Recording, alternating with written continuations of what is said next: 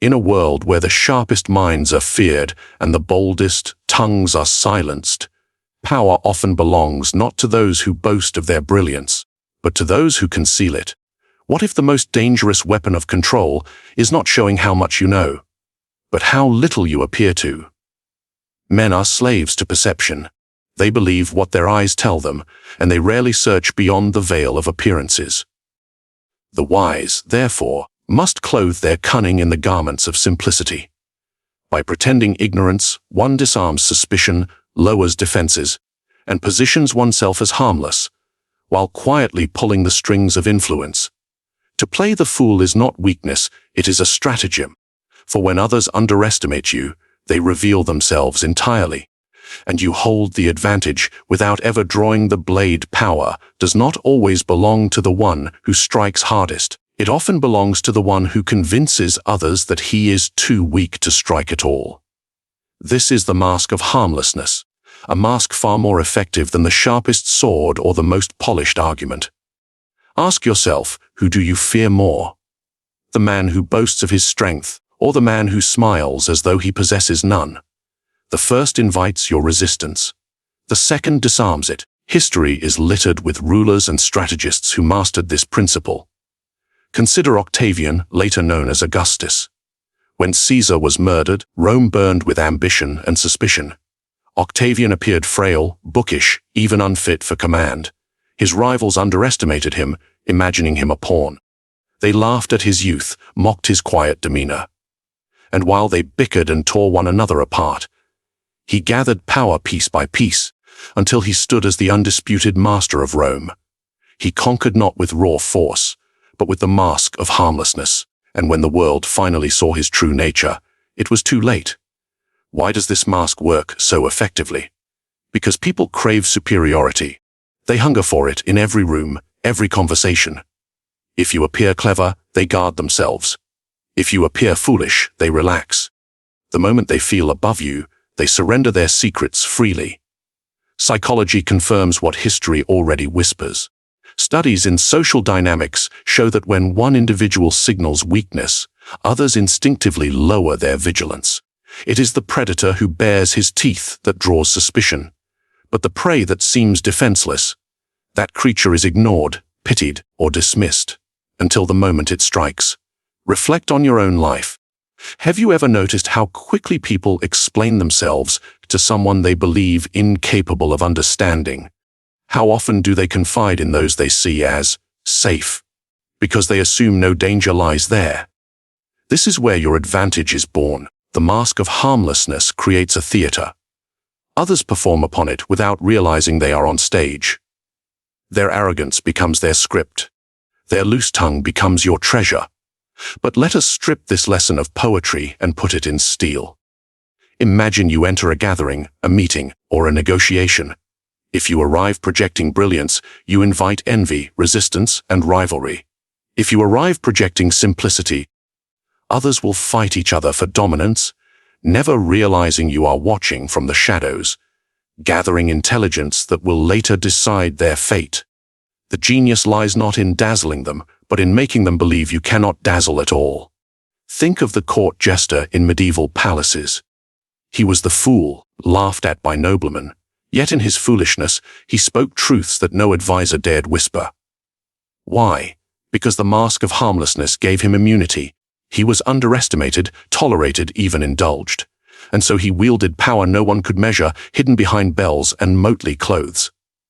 This is your weapon, to cloak cunning in simplicity. To let them think they are the hunters, while you, appearing meek, are merely their prey. But the prey is studying, memorizing, anticipating, and when the moment comes, it strikes with certainty. Do not mistake this for cowardice. It is the highest form of strategy. To fight when you are not seen as a fighter, to win when no one believed you were in the game at all. And let me tell you this, the one underestimated holds the sharpest blade. Because enemies do not prepare for him. They do not guard against him. They do not plot against what they dismiss.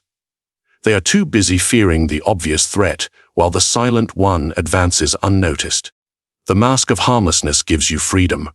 Freedom to observe. Freedom to move without scrutiny. freedom to collect what others guard against the strong. But power, once gathered, must eventually be revealed. Octavian could not rule forever as a timid youth. The mask serves to build the foundation, and once the walls are secure, you tear it off and reveal the iron beneath. So I ask you, how many doors have been closed to you because you insisted on showing your strength too soon? And how many doors would have opened had you worn the mask of weakness first? Those who master this art hold the patience of kings. They know that true control is rarely seized in a blaze of violence. It is whispered into existence, while everyone else is too blind to notice. And this is only the beginning. For once you learn to wear the mask, you will discover another weapon even more subtle, more dangerous, and far more intoxicating, the art of drawing out the truth. To command others, you must first know them. To know them, you must make them speak. And yet, the wise never demand truth openly. They allow it to spill out freely, as wine pours when the cup is overfilled. This is the art of drawing out the truth, a weapon disguised as weakness, a victory disguised as curiosity. Consider this: when you display great knowledge, people hide theirs. They become cautious, guarded, fearful of being exposed. But when you feign ignorance, when you ask what appears to be a foolish question, their pride cannot resist answering. They reveal themselves, not because you forced them, but because they wanted to feel superior. Have you noticed it? How quickly the arrogant rush to correct those they believe are beneath them. How eagerly the powerful explain themselves when they believe their words are falling on the ears of a harmless fool. This reflex is universal. It is the very string you must learn to pull. History gives us endless examples. Take Socrates, the master of pretending ignorance. He called it elenchus, the Socratic method. By posing simple, almost childish questions, he led men of Athens to expose contradictions in their own thinking. They believed they were teaching him, when in truth, he was dismantling their illusions. What they revealed condemned them, not him. Or consider the spies of empires. Rarely do they threaten or coerce. Instead, they play the eager student. They let generals and merchants speak proudly of their triumphs, their tactics, their hidden weaknesses, all because the spy seemed incapable of grasping the full weight of the revelation. The greatest secrets are not stolen. They are given away, carelessly, arrogantly, to those who seem too dull to use them. Psychology affirms what these stories teach. When one person takes the role of teacher, their brain releases reward signals. They feel elevated, respected, dominant, and in that intoxicating rush of superiority, their tongue loosens. They share more than they intended. They reveal not just facts, but desires, fears, and insecurities. This is why you must sometimes appear as the student, even when you are the master, because nothing seduces the human ego more than the chance to instruct. It blinds them. It opens their mouth. And once the mouth opens, the heart follows. Reflect on your own encounters. How often have you witnessed a colleague, a rival, or even a stranger boast of knowledge that would have remained hidden if only you had spoken less and listened more? Have you not seen how silence, paired with a simple question, uncovers more truth than 1,000 confrontations?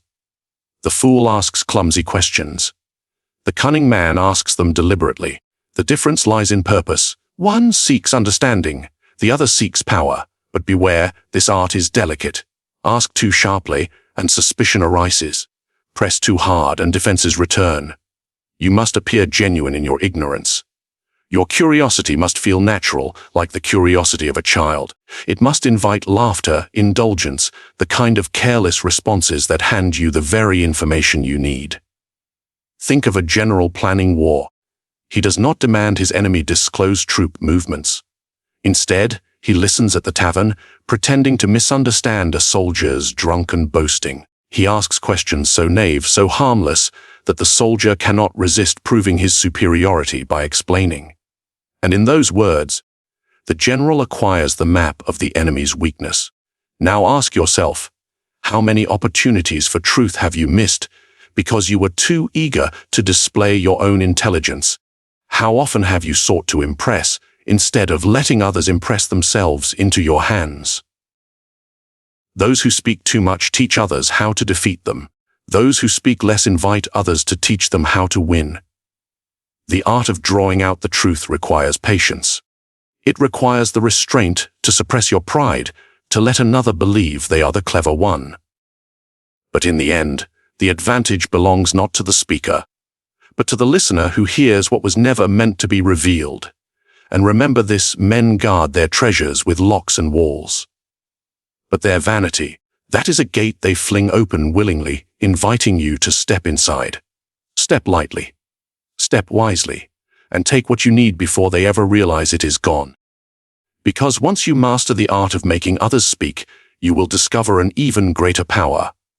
Not merely listening, but bending silence itself into a weapon. There is no greater advantage in conflict than being dismissed. To be underestimated is to be unseen, and the unseen enemy is always the deadliest. Think of it. When men believe you are weak, they do not prepare for your strength. When they assume you are incapable, they leave their guard lowered. And when they laugh at you, their arrogance blinds them to the blade you quietly sharpen. This is the power of underestimation. A shield and a weapon, woven together into one. History's most cunning figures mastered this art. Consider Hannibal of Carthage. Rome thought him reckless, too bold to be dangerous. Yet it was this very underestimation that allowed him to march elephants across the Alps, a feat Rome had not even imagined possible. The Senate dismissed him, saw him as a rash adventurer, until their armies lay crushed beneath his strategy at Cana. By the time they recognized his genius, it was already too late. Or take Napoleon Bonaparte. In his early rise, the French aristocracy scoffed at the little corporal. They mocked his height, his origins, his ambition. But their mockery blinded them. It allowed him to rise unnoticed, step by step, until he wore the crown of France and bent Europe to his will.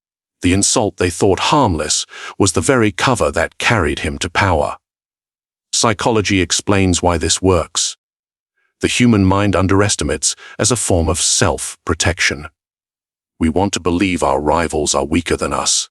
We want to assume they are incapable, for it feeds our confidence and quiets our fear. The ego blinds the eye, and you, if you are clever, will weaponize this blindness. Ask yourself, how often have others dismissed you? How often have they spoken over you, mocked your silence, believed themselves superior? Did you feel insulted? Did you feel humiliated? You should not. You should feel grateful. For every time you are underestimated, you are given freedom. Freedom to move without suspicion. Freedom to plan without scrutiny. Freedom to strike without warning. The underestimated man is invisible. And invisibility is the perfect cloak for ambition. But there is another layer to this art. Sometimes, you must not wait to be underestimated. You must invite it. You must play into their arrogance, deliberately allowing them to believe you are lesser. Show humility that masks calculation.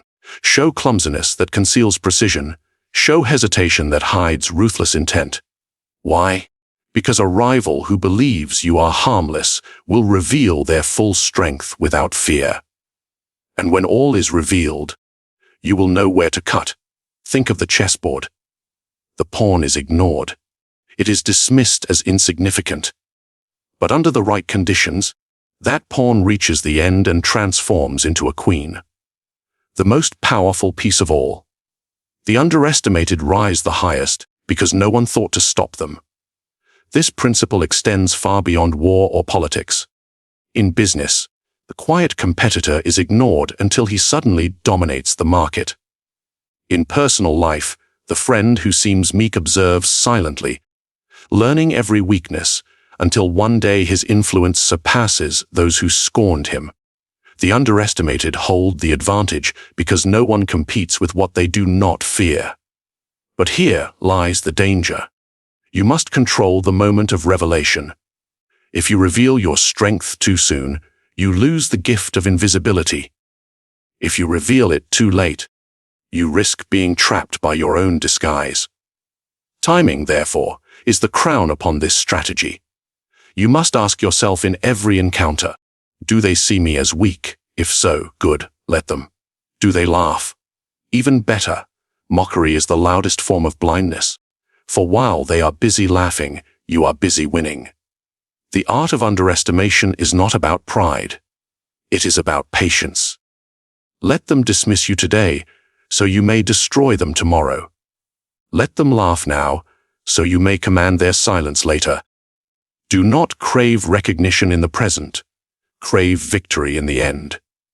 And remember, the enemy who never feared you is the easiest to break, because the blow they never prepared for is the blow they can never survive. And once you understand this, you are ready to master something even darker, not simply being underestimated, but learning how to manufacture the delusion through silence, stupidity, and the careful art of disguise. There are two weapons more dangerous than any sword: silence and stupidity. Not real stupidity, of course, but the mask of it, the deliberate performance of ignorance used as a blade so sharp it cuts without being noticed. Most men cannot endure silence. They rush to fill it with words, words that expose them, words that reveal their pride, their fears, their weaknesses. The one who controls silence controls the battlefield of conversation. Think of a negotiation. The impatient man speaks first, revealing what he wants, what he fears losing. But the one who waits, who sits calmly in silence, forces the other to show their hand. Every second of quiet becomes unbearable until they break and speak what they swore to conceal. This is power born not from action, but from restraint. History remembers Cardinal Richelieu of France. At court, he often allowed rivals to argue, to boast, to expose themselves in a storm of words. He sat silent, calm, unmoving. And when the moment came, he spoke only a few words. Words sharpened by patience, delivered with the weight of inevitability. The silence had already won the battle. His words merely closed it. But silence alone is not enough. The mask of stupidity carries its own genius. When you appear foolish, others rush to enlighten you. They feel superior, and in their eagerness, they reveal more than they intend. Consider the court jester, the fool who stumbled and spoke nonsense. Nobles laughed, dismissed him. Yet he was the only one who could tell the king truths others dared not whisper. His mask of stupidity granted him immunity. He was underestimated, and so he wielded influence invisibly. Psychology makes this clear. The human ego craves validation. When someone believes they are teaching, when they feel clever correcting a fool, their brain floods with reward. They feel powerful, and in that intoxication they overshare. They explain too much. They confess without realizing. Have you not seen this in daily life? When someone laughs at your ignorance, only to explain every detail of their plan, believing you incapable of using it. Have you not felt how quickly the proud reveal themselves when they think no threat exists before them? This is the gift of strategic stupidity. But understand this, to wield it well, you must master performance. Too much stupidity, and you become irrelevant. Too little, and suspicion awakens. The balance is delicate. You must play just enough of the fool to provoke arrogance, but not so much that you lose respect entirely. Think of war. The greatest generals often feigned weakness. Sun Tzu taught that to appear incapable is to invite the enemy closer, to lure them into overconfidence. A retreat that looks foolish becomes the bait for an ambush. In the same way, apparent stupidity lures others into traps of their own making. Even in personal relations, this weapon thrives. A rival underestimates you, shares confidences freely, mocks your silence, and only later discovers that you were listening, recording, remembering. What seemed like weakness was the most dangerous form of strength. Ask yourself, are you too eager to prove your intelligence? Do you reveal your strength too quickly, burning the cloak of invisibility, that silence and stupidity would have gifted you? Or can you master the discipline to appear harmless, so that others destroy themselves in their need to dominate you? The impatient seek glory in every word. The wise understand that silence is a mirror.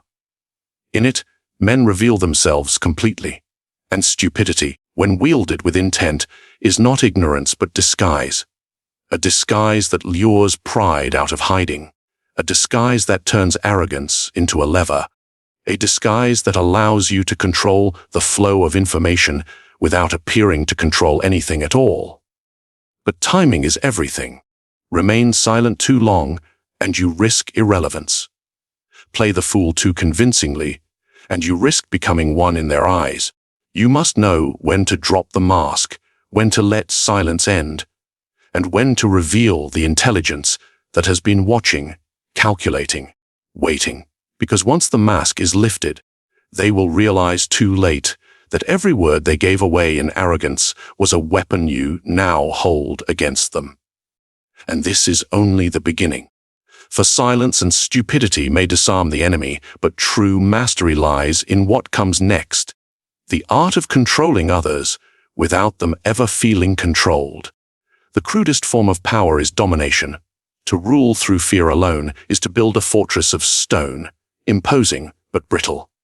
The moment your strength falters, the fortress collapses. The higher art is control without threat, to govern minds and actions while leaving them convinced that they remain free. Think of it. Which master is obeyed more faithfully? The tyrant who lashes his subjects, or the leader who convinces them that obedience was their own idea? The tyrant breeds resistance in every shadow. The subtle ruler breeds loyalty because the chains are invisible. History remembers Augustus once more. He did not call himself king, though he ruled as one. He let the Senate believe they still held authority, that Rome remained a republic. The people cheered their freedom, even as Augustus pulled every string. His brilliance was not in showing power, but in concealing it so well that no one dared resist. This is the essence of influence without threat. Control disguised as freedom, submission disguised as choice. Psychology confirms this. When humans feel coerced, their instinct is to resist, even when resistance costs them dearly. But when they believe their actions are voluntary, they embrace the very chains that bind them. It is called the illusion of autonomy, and it is the crown jewel of manipulation. Have you not seen it in daily life? The salesman who does not command you to buy, but gently guides you to decide for yourself. The colleague who pretends to defer to your wisdom, even as you unknowingly adopt their suggestion. The friend who makes you feel brilliant for solving a problem, when every step was carefully engineered for you to reach their answer. This is control without the stench of domination. It is subtler, cleaner, more permanent. Because when people obey from fear, they dream of rebellion, but when they obey from belief, they dream of defending the very power that deceives them. Consider religion. No empire, no army, no tyrant has commanded souls as effectively as faith. Why? Because belief does not feel like a chain. It feels like devotion. The faithful police themselves more rigorously than any guard could ever enforce. Now reflect on your own dealings. Do you demand respect openly? Do you insist on being recognized as strong? If so, you plant the seeds of resistance. For the more you insist, the more they resent. Instead, learn to cloak your control in softness. Allow others to believe it was their will, guide but never force, suggest but never impose. Smile, while inside you calculate every move. The strategist knows to rule without threat is to rule forever. Threats breed enemies. Invisible influence breeds dependence. Think of the spider. It does not roar or strike. It spins its web patiently, invisibly. And when the prey stumbles into it, the struggle only tightens the trap. So too must your influence be spun, delicate, unnoticed, until your subject realizes too late that escape is impossible.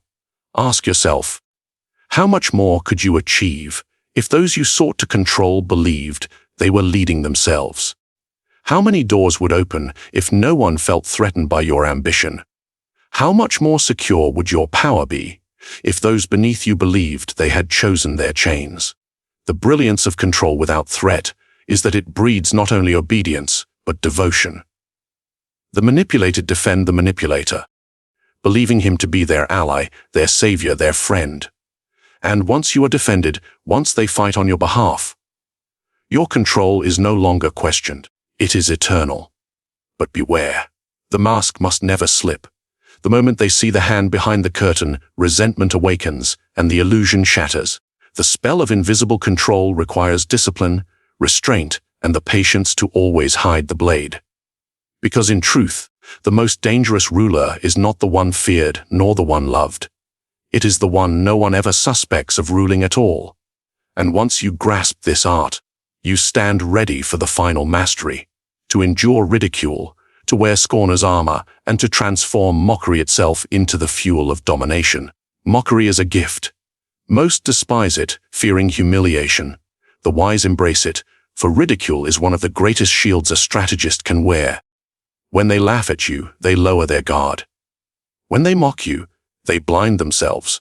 And when they underestimate you, you walk freely where the proud cannot tread. To turn mockery into mastery is to understand that insults are not wounds, but disguises. They cover your intent. They cloak your ambition.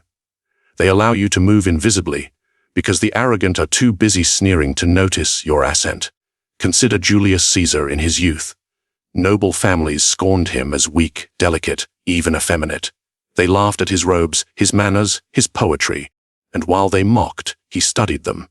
He memorized their weaknesses. He learned how Rome's elite played their games. By the time they realized he was not the soft boy they ridiculed, he commanded armies and stood on the threshold of empire. Their laughter had been his camouflage. Or recall Abraham Lincoln centuries later. In his early career, his ungainly appearance earned him the title ape from his rivals. Cartoons mocked his long frame, his awkward posture. But Lincoln knew the secret. Mockery strips fear from the hearts of men. His opponents saw a clown, not a conqueror. And by the time they understood his strength of mind and iron resolve, he was already president, holding the fate of a nation in his hands. Mockery, then, is not your enemy. It is your ally. Why does this principle work? Because mockery feeds the ego of the one who delivers it. They believe they have cut you down, when in truth they have given you space to maneuver. They believe you diminished, while you grow unnoticed in the shadows. Psychology reveals the truth behind this.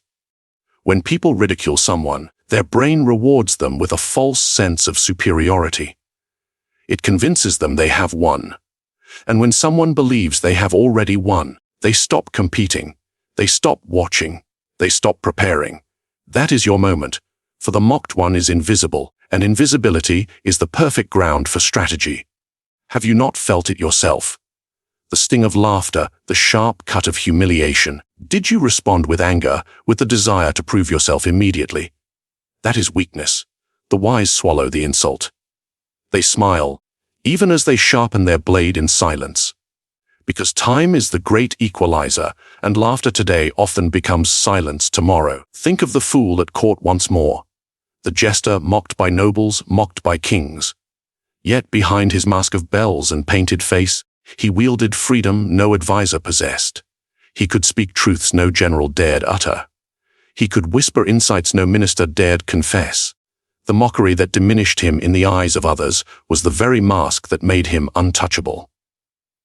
This is your task: to turn ridicule into armor, to transform scorn into cover, to let others laugh at you, and in their laughter reveal themselves. The lesson is simple: those who mock give you power. They become predictable, careless, too blind to notice your movements.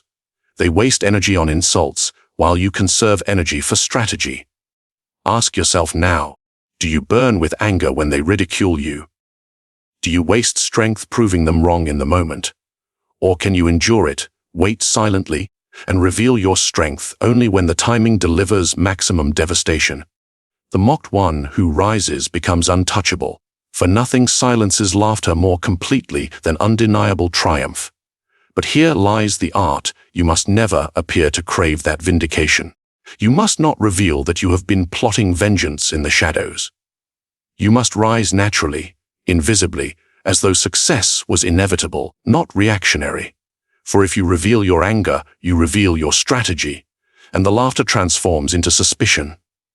Remember, mockery blinds them, but it can also blind you if you let pride consume you. Your task is to harness it, to let it disguise you, to let it buy you the time and invisibility you need. So let them laugh. Let them jeer. Let them point and sneer at your silence, your questions, your apparent weakness. Every insult sharpens your edge. Every laugh builds your armor. Every dismissal brings you closer to mastery. Because when the time comes and your triumph is revealed, their laughter will turn into fear. And there is nothing sweeter, nothing more complete, than watching those who once mocked you bow their heads in silence. And yet, there is one final lesson even sharper than this. Mockery gives you armor, but silence, when paired with cold patience, can give you something far greater: the power to dominate not just individuals, but entire groups, without ever raising your voice. Power is never seized by force alone. It is taken in silence, in shadows, in gestures so small they pass unnoticed. To control others without their awareness is the highest form of strategy. You do not battle them.